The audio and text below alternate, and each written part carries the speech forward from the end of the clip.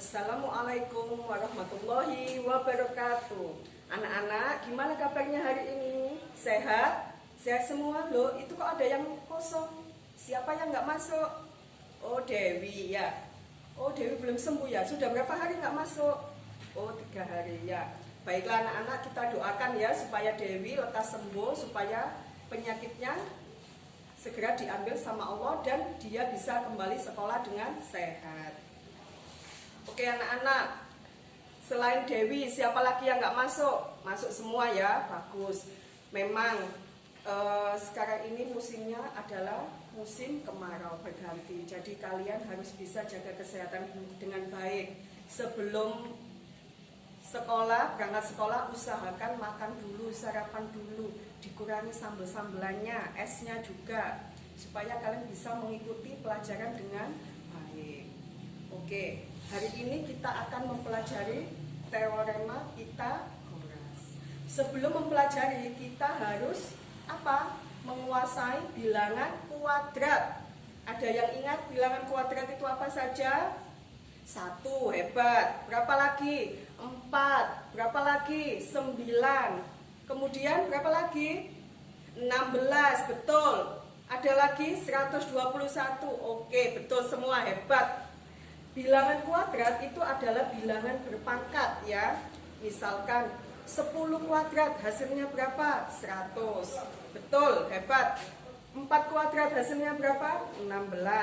Kemudian 9 kuadrat hasilnya berapa? 21. Jadi kalian untuk mengikuti pelajaran teorema Pythagoras ini, kalian harus bisa bilangan kuadrat, bilangan berpangkat. Harus menguasai minimal 30 bilangan pertama.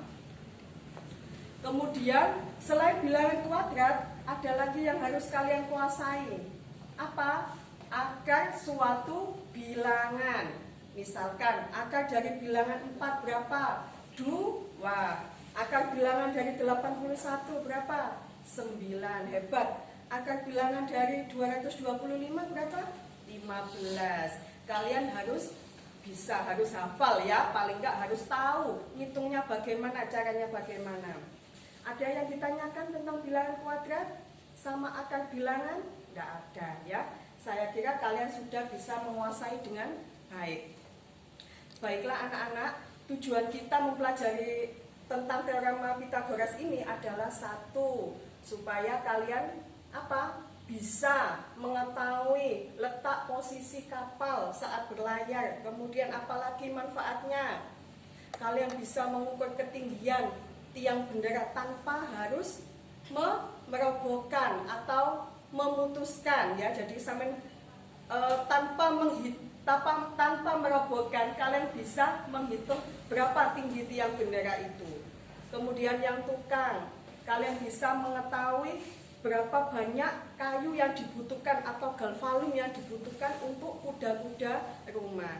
Jadi betapa pentingnya pelajaran teorema Pythagoras ini, kalian harus ikuti dengan baik, serius, nggak boleh bercanda ya, supaya kalian paham betul apa manfaat dari teorema Pythagoras ini.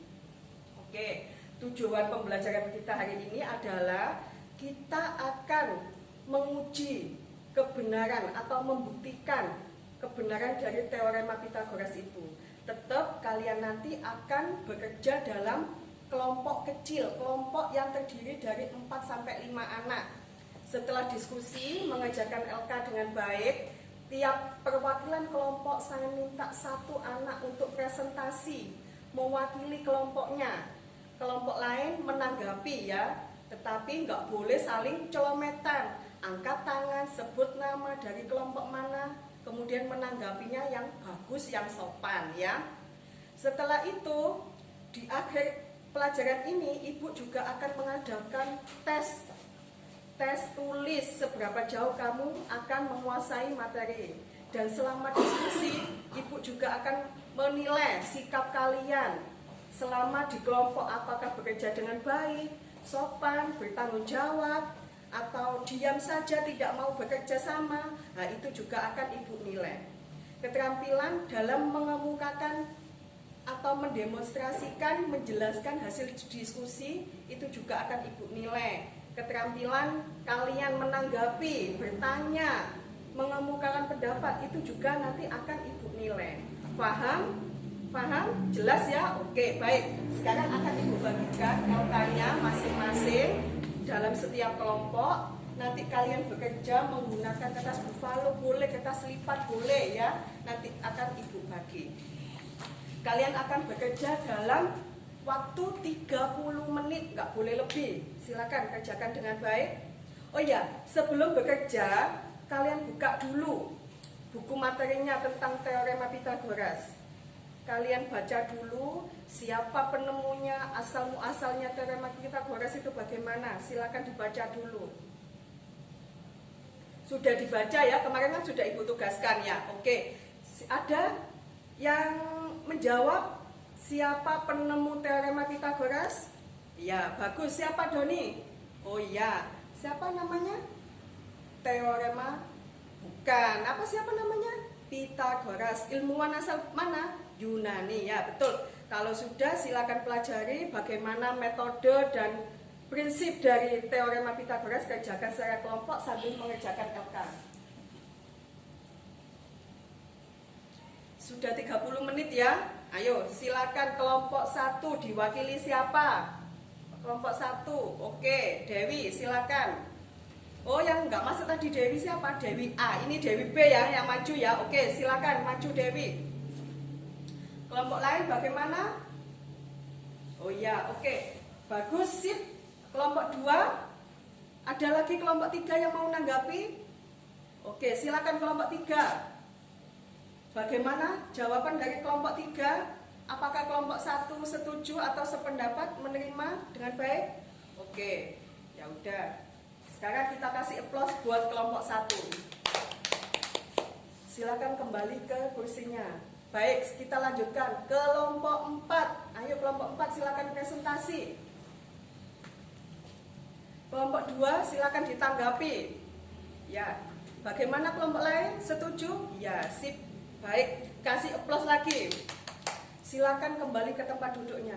Oke, kalau dilihat dari presentasi kalian ini, Ibu salut, Ibu suka, bangga kalian sama kalian. Presentasinya bagus-bagus, hebat-hebat, dan jawabannya semuanya kreatif-kreatif, gak ada yang sama. Melalui guntingan segitiganya, ada yang melalui segitiga, ada yang persegi, ada yang persegi panjang. Hebat, semuanya hebat ya. Jadi kesimpulan kita mempelajari hari ini apa?